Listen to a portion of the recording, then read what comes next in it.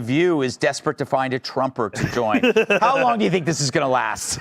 But it'd be great if it's true. Yeah. It really would be great. I mean, first they should start with, the Times, just anyone walking in, like, all right, the first thing we need to ask you is just, what's a woman? Yeah.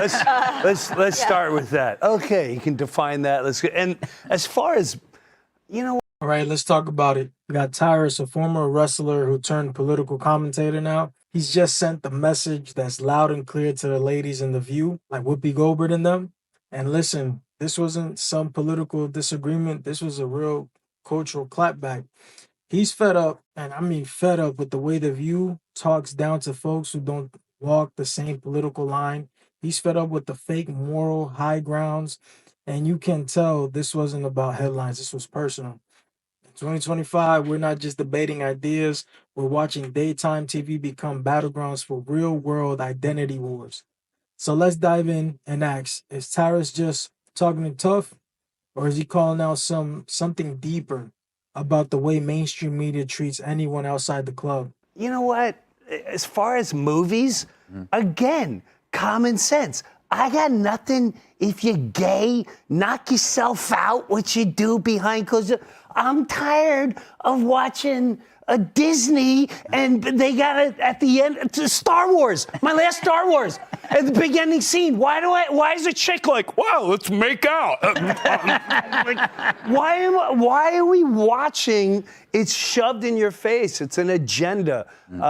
Good. Let them all. You know, I'd like to see on the View. What? Would be like Roseanne and like Candace right out of the gate. Oh my. That Roseanne, you know what? Roseanne with a 9mm. Just Roseanne right is the most inspired choice. Yes. Because she, oh my God, that She'd would be a monster. Yeah, she would eat them alive. Or they would eat her.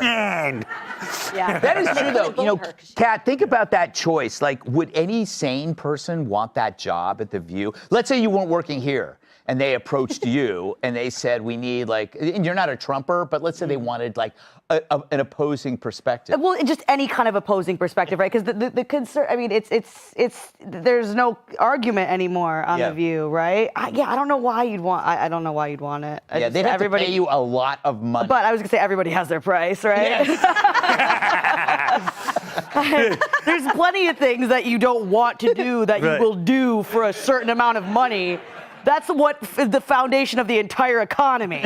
Yes. So, yeah, but also speaking of, Hollywood was never woke. Yeah. Hollywood's not going away from woke. It wasn't woke before. It was just that after the summer of 2020, everyone was so scared of getting fired that they were like, we better just make sure all movies are all black gay people. You know what I mean? Like, that's an exaggeration, but that was what they thought people wanted. That's what they were reading on social media. That's what people wanted. They didn't want to get fired. They were like, rather than push it with this joke or having this lead be a straight white person, let's just not. And then but they're not making the money that they thought they would, because they thought they were going to lose money. They were so scared of losing money that they forgot to make movies that make money. So that's why they're changing. They want the audience. They don't actually care. Yeah, you know, Tyrus, I'm a little depressed because I was looking forward to a trans James Bond, and it's not going to happen. Well, Greg, there was a long line that you were in, and I'm sorry for you and the thousands of constituents. It is about money, though, right? They're losing money. No, they were forced. They were blackmailed into hiring these DEI directors and producers. That's right. So it wasn't they were telling them what they needed to do because they had, you know, a million fake bots on X telling them that they were relevant, and they made these movies that nobody would watch. So it's really they're going to have to stop hiring people based off of their sexual orientation and how they look in the mirror, opposed to, can you actually direct a movie that makes sense? I don't care if you mail order horses, but if you can make a movie that I can watch without going, why? Okay? So it's not even that. And The View, you don't need to find Trumpers. You need to fire your race baiters. Yeah. You need to fire the two racists. You've had people. You had a McCain on there. You've had people on there before, and you ran them off. So the racist ones who want to stick to this, Whoopi and Sonny, and the, was it Bette Midler? What's her name? Yeah, broke-ass Bette Midler. So the real issue is Tyrus isn't mad because someone disagrees with him. He's mad because The View frames conservative voices, especially black conservative voices, with smirks and side eyes. They invite folks on the show just to dismiss them, not to hear them out, but to make an example of them. Now listen, The View has the right to their opinion, but when you're sitting at the table every morning acting like half the country is beneath you, that's not empowerment. That's just elitism wrapped in applause breaks. And that's what Tyrus is pushing back on. The idea that if you don't fit their box politically, culturally, socially, you're automatically enemy number one. This isn't about left or right. This is about the media platform shapes the rules of who gets to speak and who gets laughed at while they do it. So it's not even that. And The View, you don't need to find Trumpers. You need to fire your race baiters. Yeah. You need to fire the two racists. You've had people. You had a McCain on there. You've had people on there before, and you ran them off. So the racist ones who want to stick to this, Whoopi and Sonny, and the, was it Bette Midler? What's her name? Yeah, broke-ass Bette Midler. Fire them and bring people in. Maybe you could get McCain to come back.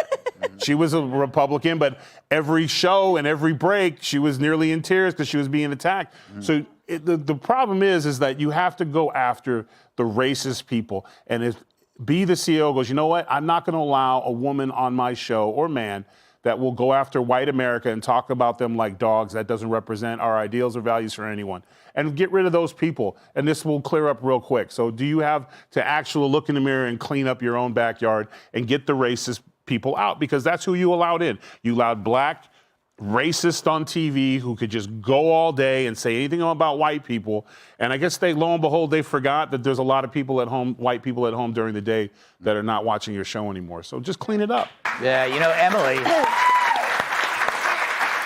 So here's the bottom line. Tyrus didn't come onto Live to be to play nice. He came with the energy that a lot of people's been holding in, the frustration of being labeled, dismissed, or disrespected for having a different point of view. And whether you guys agree with his politics or not, you can't deny the double standards that's taking place in the show, in The View that they were talking about. You know, certain folks get praised for being bold, others get clowned for just being problematic. So I'm asking you, do you think Tyrus went too far?